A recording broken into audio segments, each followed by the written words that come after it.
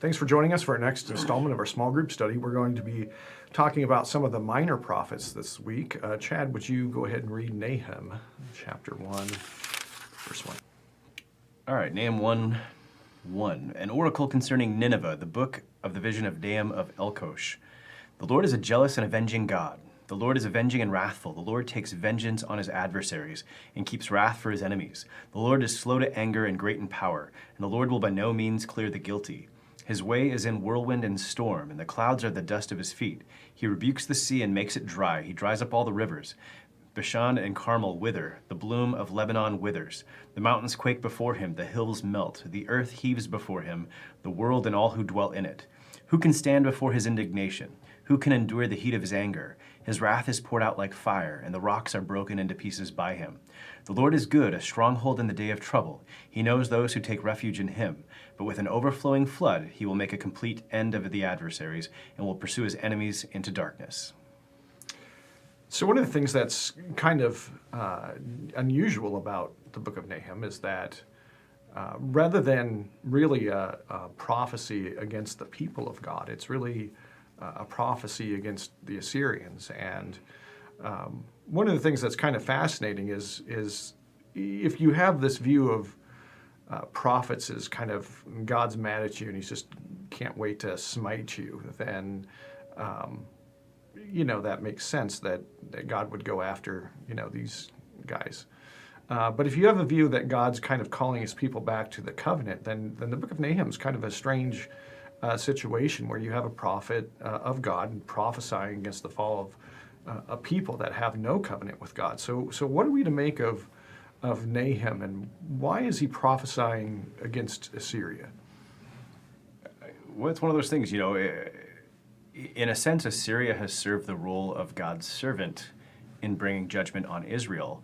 And however, even though that's within God's will, the brutality of Assyria is kind of well known in the ancient world, and God does not leave them guiltless in all this either.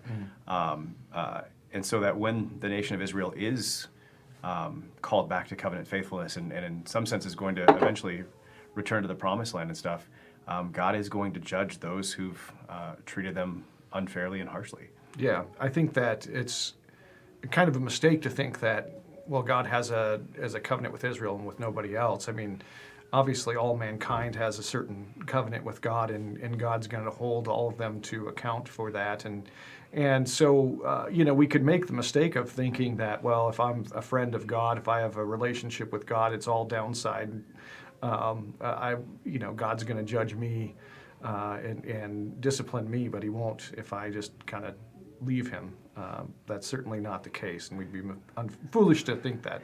It's funny, I was reminded of, we did the study on the major prophets, and we talked about it sometimes seems they were largely unsuccessful, and I thought of one of the successful prophets, and that was Jonah, who really didn't want to be successful. Yeah.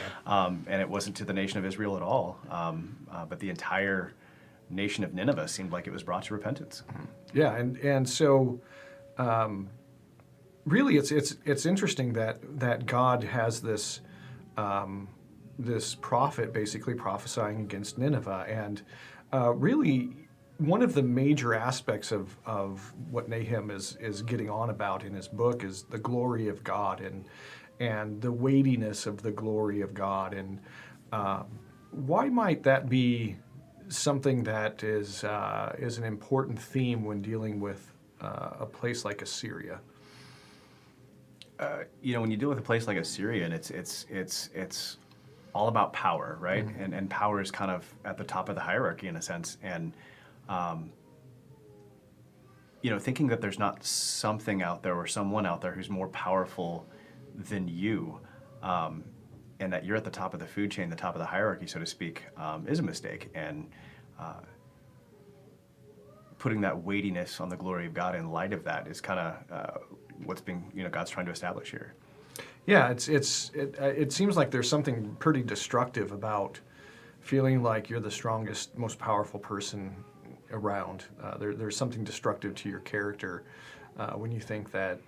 It's always fascinating to me that we have something like superhero movies because it seems to me that most people, given that kind of power, would not use it very well. And this is a reminder to Assyria that they're not as big and powerful as they think they are.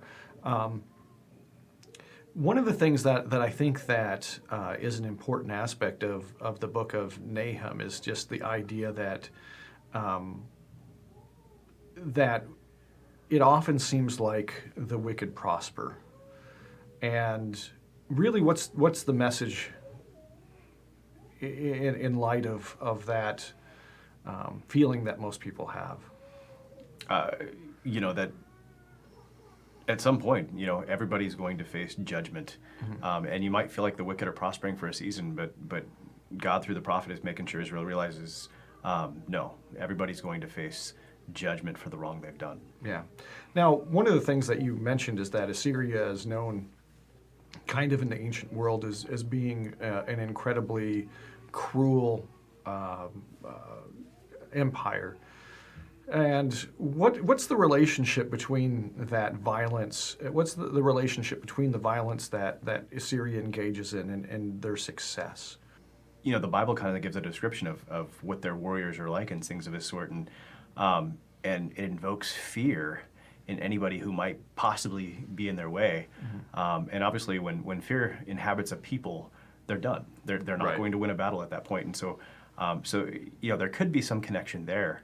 But at the end of the day, it also kind of ended up becoming some measure of weakness in their kingdom, though, as well. Right. So there's a fascinating issue here, and that is that the fear that they instilled in people gave them great success. And do you see any connection between that and the Bible's command to fear God? Oh, absolutely. And I mean, I think, in the New Testament, we get the prescription exactly that, fear, do not fear him who can only kill the body but can't kill the soul, but fear him who can kill both soul and body in hell. And the idea is that, don't fear any man who can only kill your body, but, fear God.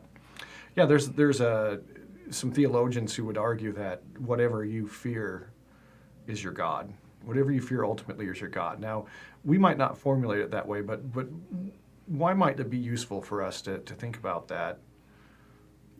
Obviously, we're ascribing ultimate power to the thing that we fear the most, and obviously that's what God is. It's the thing of ultimate power and reverence and authority in your life. Yeah. And that thing that you fear then becomes the thing that kind of controls you, and the thing that you're willing to give obedience to, and so it shouldn't surprise us that Assyria's willingness to engage in great violence gave them some success. But yet, really, the book of Nahum is about the fact that the violent and arrogant will fall. Why is that? I mean, can we? Why can't we not imagine a country that's so strong, so powerful? Like, I remember the way that we saw the Soviet Union back when I was a teenager, before the Berlin Wall came down and the Soviet Union disintegrated. I mean, we thought that was a juggernaut that would someday roll over us, and yet it didn't happen. So what is it about that strength and violence that ultimately doesn't lead to success in the long run? Well, obviously, a people that is given to violence and puts a supreme value on violence, as long as they're united on a purpose, that's great. But it often doesn't lead to a lot of unity and purpose either. And when there's not that unity and purpose, they'll just destroy each other. Yeah. And one of the things that Nahum brings up is that, really injustice is something that over and over again in the prophets, Israel's called to account for their injustice. But Assyria obviously has got kind of a corner on the market of injustice. And the idea is that this is, you cannot have a society that lasts for any length of time that's based on injustice. Can you kind of speak to some of the success that injustice can bring, but also the failure that it can bring? Obviously, there's a certain ruthlessness that, if you want to really give yourself over to injustice, there's a certain ruthlessness that you might catch people unawares, so to speak. and take them for all they're worth and things of this sort. However, if let's say you set up a hierarchy and you've got people under you who are all just as ruthless as you are, and well, the first opportunity they get to see a chink in your armor, and they're going to take you out, and Right. and then somebody's going to take them out, and there's just not long-term success there at all. Yeah, yeah. And so really, Nahum is talking about the fact that these people that are oppressing Israel, it's possible that Israel will learn the wrong lesson. What would the wrong lesson be for Israel? The wrong lesson might be that Assyria is on God's side and we're the enemy, or something like that. And I think we talked about this once upon a time, that just putting the simple labels of good and bad, or good and evil, on people, or on nations in this case, is probably not what you want to do. But sometimes people's interests or actions will align with what God's doing in the world, and sometimes they won't. And so just using those simple labels is a little bit short-sighted. Yeah, it could be easy for Israel to think, well, maybe we just weren't unjust enough. Maybe we weren't just violent enough. Maybe maybe the reason that we failed is because we weren't bad enough. And I think that the fascinating thing is, by God bringing this judgment on Assyria, he's basically saying to them, no, that would be the wrong lesson to learn. Yeah, you got caught up by this people, but don't think that they represent then the apex of goodness or virtue. And so injustice will lead to ultimately to failure and to ruin.